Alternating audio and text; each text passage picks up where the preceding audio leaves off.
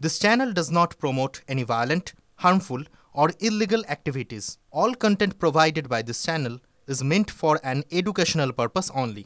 Top quality और consistent performance के लिए सिर्फ सिल्वर पंप्स नाम याद रखना। কৃষ্ণনগর পুরসভা চেয়ারম্যানের বিরুদ্ধে অনাস্থা প্রস্তাব দলেরই কাউন্সিলরদের শোকজ করা হলো। কাউন্সিলরদের আগামী 7 দিনের মধ্যেই কারণ দর্শানোর নির্দেশ দেওয়া হয়েছে। কৃষ্ণনগর পুরসভার পুরপ্রধান রীতা দাসের বিরুদ্ধে দীর্ঘদিন ধরেই অভিযোগ তুলছিলেন দলের কাউন্সিলররা। কয়েক বছর আগে পুরপ্রধানের বিরুদ্ধে স্বজন পোষণ এবং সব ওয়ার্ডে কাজ করতে না দেওয়ার অভিযোগ তুলে বিরোধী কাউন্সিলরদের সঙ্গে নিয়ে পুরপ্রধানের বিরুদ্ধে অনাস্থা আনেন তৃণমূলেরই 13 জন কাউন্সিলর। কাউন্সিলরদের এই আচরণের রুষ্ট নেতৃত্ব এবার শোকজের চিঠি ধরিয়েছে দলের এই কাউন্সিলরদের। পুরো আইন অনুযায়ী শোকজ নোটিশ পাঠিয়েছে পুরো দফতর। দলীয় কাউন্সিলরদের বিরুদ্ধে পুরো পরিষেবা ব্যাহত করার অভিযোগ আনা হয়েছে।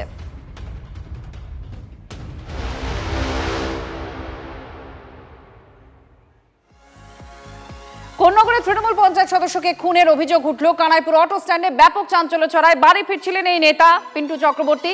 সেই সময় তাকে দুই দুষ্কৃতী হামলা চালায়, ধারালো অস্ত্র দিয়ে কোপানো হয়। তার পরিস্থিতি এতটাই খারাপ হয় যে কলকাতায় এসএসকেএম এ ভর্তি করা হয়, কিন্তু তার মৃত্যু হয়েছে এসএসকেএম এ। কি কারণে পঞ্চায়েত সদস্যকে খুন করা হয়েছে তা খতিয়ে দেখছে পুলিশ। আমাদের প্রতিনিধি আশিক আমাদের সঙ্গে রয়েছেন, আরো জানাচ্ছেন। আশিক, পুলিশের তরফ থেকে কি বলা হচ্ছে? তদন্তের গতি প্রকৃতি কোন দিকে? দেখো, পুলিশ কিন্তু ইতিমধ্যেই তদন্ত শুরু করে দিয়েছে। আমি এই মুহূর্তে রয়েছি ঠিক যে জায়গায় কালকে এই ঘটনা ঘটেছিল। এই যে গ্যাস গোডাউন, এই গ্যাস গোডাউনই কিন্তু পিন্টু চক্রবর্তীর গ্যাস গোডাউন, এবং এই যে জায়গা ঘিরে রাখা হয়েছে এই মুহূর্তে পুলিশের তরফ থেকে। এই গ্যাস গোডাউন থেকে তিনি বেরোচ্ছিলেন এবং বেরিয়ে বাড়ির দিকে যাচ্ছিলেন, সেই সময় কিন্তু তার উপর এই হামলা চালানো হয়, এলোপাতারি কোপ মারা হয়। এই মুহূর্তে আমার সঙ্গে রয়েছে এখানের যিনি এই গ্যাস গোডাউনের ম্যানেজার, তার সঙ্গে একটু কথা বলবো। আপনি তো এই ম্যানেজার, এখানে দেখাশোনা করেন, কি বিষয়টা কি বলবেন? কারোর সঙ্গে কোনো শত্রুতা ছিল? না, ওনার তো কোনো শত্রু আছে বলে আমি জানতাম না। কারণ হচ্ছে উনি সবার সঙ্গে মিলিয়ে চলতেন, রাজনৈতিক প্রতিহিংসা বলে ওনার কিছু ছিল না। কারণ যেহেতু আমাদের পরিষেবাটা গ্যাস, সেই সুবাদে উনি প্রত্যেকটা রাজনৈতিক রং দেখতেন না, সবার সঙ্গে হাসি খুশিতে চলতেন। আর ওনার যে এই নৃশংসভাবে হত্যা হতে পারে, এটা আমরা কোনো অ্যাঙ্গেল থেকে মেলাতে পারছি না। কারোর সঙ্গে কি ব্যবসায়িক কোনো শত্রুতা, বা এই যে পাশে একটি মদের দোকান রয়েছে সেখানের সঙ্গে কোনো? ওনার সঙ্গে বন্ধুত্বসুলভ সম্পর্ক। ওনার এই সমস্ত আমাদের কোনো ভাবনার মধ্যে হতে, কেন ওনার সবসময় জন্য মিলেমিশে কথাবার্তা বলেন, বা কোনো রকম যদি কিছু হয় ওদের সঙ্গে আলোচনা করেন কিভাবে কি করলে ভালো হয়। পরিবারের তরফ থেকে কিছু নির্দিষ্টভাবে কারোর বিরুদ্ধে অভিযোগ বা কোনো ঘটনা, এমন কিছু প্রেক্ষাপট তারা বলছেন যার সঙ্গে এই ঘটনার কোনো সংযোগ রয়েছে? দেখো, তার স্ত্রী কিন্তু এই মুহূর্তে অসুস্থ রয়েছে, তার স্ত্রী এই মুহূর্তে কথা বলার মতন পরিস্থিতিতে নেই। তবে একটা জিনিস বলে রাখবো, যে এই যে রাস্তা আমি দেখানোর চেষ্টা করব, এই রাস্তা দিয়ে কিন্তু প্রতিদিন পরিবহন মন্ত্রী যাতায়াত করেন। এই রাস্তা এতটাই গুরুত্বপূর্ণ, কিন্তু তারপরেও এই যে ভরা বাজারের মধ্যে এই ধরনের ঘটনা একটা কিন্তু আতঙ্ক ছড়িয়ে রেখেছে স্থানীয় বাসিন্দাদের মধ্যে। কারণ তিনি কিন্তু এই যে কানাইপুরের যে বাজার রয়েছে সেই বাজারের তিনি সভাপতি ছিলেন, ফলে সব দিক থেকে কিন্তু একটা গুরুত্বপূর্ণ জায়গা রয়েছে এই রাস্তা, এবং এই রাস্তার উপরে ভরা সন্ধ্যাবেলায় এই ধরনের ঘটনায় কিন্তু সকলেই আতঙ্কিত রয়েছে। ধন্যবাদ আশিক। আমাদের প্রতিনিধি জানাচ্ছিলেন যে যেখানে এই খুনের ঘটনা ঘটেছে, যেখানে তারপরে হামলা চালানো হয়েছে, সেই জায়গাটা একেবারে ভরা বাজার, ভর সন্ধ্যেই। কারা এই দুঃসাহসিক কাজ করলো, কারা এই ঘটনার সঙ্গে জড়িয়ে রয়েছে, কোনো রাজনীতি আছে কিনা, নাকি ব্যবসায়িক কোনো শত্রুতা, তা খতিয়ে দেখছে পুলিশ। হঠাৎ করে আমরা খবর পেলাম যে এখানে এই ধরনের একটা ঘটনা ঘটেছে। কেউ তারা যত থেকে তাকে আক্রমণ করে এলোপাতারি কুপিয়েছে। আমাদের মোনাদা অত্যন্ত নিখাত ভালো ছেলে, নিপাট ভদ্রলোক, এবং সেই ছেলের প্রতি এরকম যে কী করে হলো আমরা নিজেরাও বুঝতে পারছি না।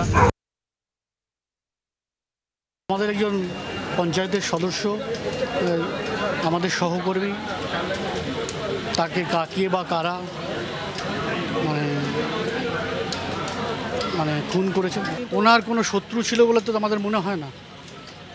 উনি এতটাই ভালো ছিল, এবং যে কোনো ক্লাব বলুন, কোনো প্রতিষ্ঠান বলুন, কোনো গরিব মানুষের সব বিষয়ে কিন্তু মানুষের সহযোগিতা করতো, হেল্প করতো।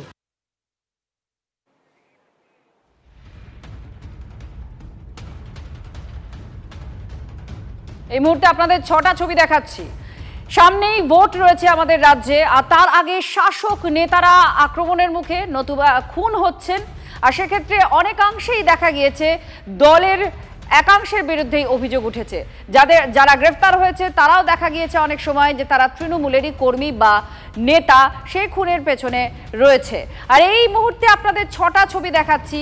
বিভিন্ন মুহূর্তে যে ছবি বা যাদের ছবি আপনারা দেখতে পাচ্ছেন তাদেরকে হত্যা করা হয়েছে। রেজিনগরের আপনারা দেখতে পাচ্ছেন, রেজিনগরের যে ছবি, খুন হয় পতিত পাল। ভাঙড়ে সেখানে খুন করা হয় এবং যাদেরকে গ্রেফতার করা হয় তারা তৃণমূলের সঙ্গে জড়িত। আবার খুন আব্দুল কালাম ইংরেজ বাজারে, তাকে খুন করা হয়। ভরতপুরে আরও একটি ঘটনা, অর্থাৎ রেজিনগর মুর্শিদাবাদ, আবার ভরতপুরে ষষ্ঠী ঘোষ, তাকে খুন করা হয়। বীরভূমে সাঁইথিয়ায় খুন করা হয় পীযূষ ঘোষকে। আবার সেই বীরভূমেই খুন হয় বায়তুল্লাহ শেখ মল্লারপুরে। এই একাধিক খুনের ঘটনা ঘটেছে। ভোটমুখী রাজ্য, আর তার মধ্যে শাসক নেতারাই খুন হচ্ছে। বিজেপি নেতা জগন্নাথ চট্টোপাধ্যায় মুহূর্তে আমাদের সঙ্গে রয়েছেন। জগন্নাথ বাবু, কি বলবেন? বারবার শাসক নেতায় খুন হচ্ছে, আর অধিকাংশ ক্ষেত্রে দেখা যাচ্ছে যে তাদের দলেরই নেতা বা কর্মীরা জড়িয়ে রয়েছে এই ঘটনায়। আক্ষরিক অর্থে মুসল পর্ব। হাইকোর্টের নিদান যে ছিল যে রাজ্যে আইনের শাসক নেই, শাসকের আইন। শাসকের আইন চললে যা হওয়ার তাই হয়। শাসকের আইন মানে শাসক নিজের হাতে আইন তুলে নেয়। তার ফলে আমরা গত 1 মাসে শুধু 6টা খুন দেখিনি। আপনারা ভেবে দেখুন যে পশ্চিমবঙ্গে যে টার্গেট কিলিং এর সংস্কৃতি শুরু হয়েছে। বাবলা সরকার খুন, কলকাতার কাউন্সিলরের উপর প্রাণঘাতী হামলা, অশোক সাউ খুন ভাটপাড়াতে, ইসলামপুরে প্রদীপ দত্ত, ওই বহরমপুরে প্রদীপ দত্ত, ইসলামপুরের বাপি দাস। একের পর এক এই ধরনের তৃণমূলের নেতা কর্মীরা খুন হয়ে যাচ্ছেন এবং তৃণমূলই অভিযোগ করছে যে তৃণমূলের অন্য গোষ্ঠী তাদের মেরে দিয়েছে। একটা তো ঘটনা দেখলাম আমরা, কাটোয়ার জঙ্গল শেখের জঙ্গল রাজত্বে যেভাবে কাটোয়ার বিধায়কের উপর বোমা দিয়ে হামলা চালাতে চেয়েছিল, সেখানে তৃণমূল কংগ্রেসেরই আইনজীবীরা হাইকোর্টে এসে এনআইএ চাইছে। অর্থাৎ রাজ্যের পুলিশ, রাজ্যের আইন ব্যবস্থার উপর, রাজ্যের পুলিশ মন্ত্রীর উপর তৃণমূলেরই আর কোনো আস্থা নেই। এবং পশ্চিমবঙ্গের যে রাজনৈতিক সংস্কৃতি, সেই রাজনৈতিক সংস্কৃতিতে যে কোনো ঘটনা ঘটলে শাসক দলের বিরোধীদের উপর দাগিয়ে দেওয়াই হচ্ছে একটা মানে দস্তুর হয়ে গেছিল। কিন্তু দেখুন এই যে লাগাতার খুন, এবং আমি বীরভূম থেকে আসি, আমি জানি যে মল্লারপুর, সাঁইথিয়া, লাভপুর, নানুর, মুরারই, দুবরাজপুর, ইলামবাজারে গত 6-8 মাসে কিভাবে এক গোষ্ঠী অপর গোষ্ঠীর লোককে মারধর, খুন, মেরে হাত পা ভেঙে দেওয়া, এই ঘটনাগুলি চলছে। বোঝা গেছে জগন্নাথ দা আপনার কথা যে মুষল পর্ব শুরু হয়ে গেছে বিজেপির তরফ থেকে এই প্রতিক্রিয়ায় দেওয়া হচ্ছে। কোন্নগরে তৃণমূলের পঞ্চায়েত সদস্যকে খুন করা হয়েছে। কানাইপুর অটো স্ট্যান্ডে ব্যাপক চাঞ্চল্য ছড়ায়। ভরা বাজারের মধ্যে ভর সন্ধ্যায় তাকে দুষ্কৃতীরা কুপিয়ে চম্পট দেয়। এখনো পর্যন্ত পুলিশ কাউকে পাকড়াও করতে পারেনি। বাড়ি ফিরছিলেন পিন্টু চক্রবর্তী, সেই সময় তার উপরে হামলা চালানো হয়। কারা এই ঘটনার সঙ্গে জড়িত, কোনো রাজনৈতিক কারণ আছে নাকি ব্যবসায়িক কোনো বিষয় রয়েছে, তা এখনো পুলিশ কাউকেই পাকড়াও করতে পারেনি। পুরোটাই তদন্তের আওতায় আছে।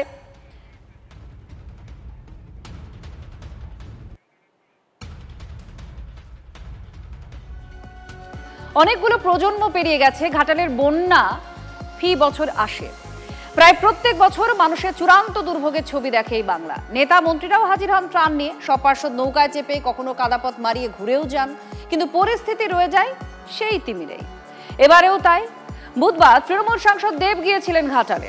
মাস্টার প্ল্যানের জন্য তিনি সব দলকে এগিয়ে আসার আহ্বান জানিয়েছেন। আর পাল্টা বিজেপি প্রশ্ন করছে, এতদিন কোথায় ছিলেন? বছরে একবার বন্যা আসে, বছরে একবার দেব আসেন। তারাও তো একটা সময় এমপি ছিলেন, মানে পার্লামেন্টে দাঁড়িয়ে মেদিনীপুরের মানুষের জন্য কিছু বলেছেন কি এই ঘাটাল মাস্টার প্ল্যানটা হয়? আমি কি করেছি খড়গপুরে গিয়ে দেখে আসুন, মেদিনীপুর লোকসভায় যান। ঘাটাল মাস্টার প্ল্যান লক্ষ লক্ষ মানুষের বন্যা মুক্তির পথ, কিন্তু সেই পথই রাজনীতির কাঁটায় ভরা। এই পথে মানুষের সমস্যার কথা বলা নেতাদের যুক্তির যুদ্ধ আছে, কিন্তু সমাধান? ঘাটাল মাস্টার প্ল্যানটা করতে গেলে সমস্ত দলকে একসাথে আসতে হবে। ঘাটাল সহ 2 মেদিনীপুরের বিভিন্ন এলাকা এখনো জলে ডুবে। 1.5 মাস পরে এলেন দেব, কিন্তু তিনি এতদিন কোথায় ছিলেন? প্রশ্ন তুলে এলাকা জুড়ে পোস্টার লাগায় বিজেপি। সেচ মন্ত্রী মানস ভূঁইয়ারও পদত্যাগের দাবি তোলা হয়। 500 কোটি টাকা স্যাংশনও হয়েছে এবং অনেকগুলো সুইচ গেট রিপেয়ারের কাজ চলছে, অনেকগুলো হয়ে গেছে, 90% কাজ অনেকগুলো বাকি আছে, যেগুলো আমার মনে হয় এই মাসের মধ্যে শেষ হয়ে যাবে। যেটা মেজর কাজ ছিল সেটা হচ্ছে ল্যান্ড অ্যাকুইজিশন কাজ। আমার মনে হয় ডিজাইনটা কাজ চলছে, খুব তাড়াতাড়ি 40% ল্যান্ড কম লাগবে। সেই 17 সালে যেভাবে টাকা লুট করেছে বন্যায়, একইভাবে এবারও করতে চলেছে। তাই 81 মৌজায় এমনভাবে সুইলিস গেট করছে, যদি একটু বড়সড় বন্যা হয় যে কোনো মুহূর্তে 81 মৌজা ভেঙে যেতে পারে। ঘাটালের বন্যা পরিস্থিতি পর্যালোচনায় এদিন মহকুমা শাসকের দফতরে জেলা শাসক, পুলিশ সুপারের উপস্থিতিতে বৈঠক করেন অভিনেতা সাংসদ।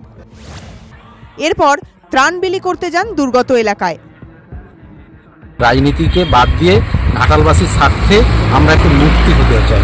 ওই কেন্দ্র রাজ্য ওই কাদা ছোঁড়া রাজনীতি বন্ধ করুন। আমাদের যা চাষের ক্ষয়ক্ষতি হচ্ছে, এই ক্ষয়ক্ষতির কোনোদিন পূরণ করতে পারবে না কেউ। আমরা তৃণমূল বুঝি না, সিপিএম বুঝি না, বিজেপি বুঝি না, আমাদের জল যন্ত্রণা থেকে আমরা মুক্তি হই। আমি আবেদন করব কেন্দ্র যাতে রাজ্যের সঙ্গে সহমত হয়ে মাস্টার প্ল্যানটা করুক। রাজনীতি চলছে নিজের নিয়মে, তার মাঝে কেমন আছে ঘাটাল? পুরসভার 17টি ওয়ার্ডের মধ্যে 12টিই জলমগ্ন। ব্লকের 7টি গ্রাম পঞ্চায়েত এলাকায় জল। স্কুল কলেজে জল, অস্বাস্থ্যকর পরিবেশ, সাপের উপদ্রব, মশা মাছি পোকামাকড়ের উৎপাত। এই যন্ত্রণা আর কতদিনের? উত্তর মেলেনি। ঘাটাল থেকে অসীম বেরার রিপোর্ট, TV9 বাংলা।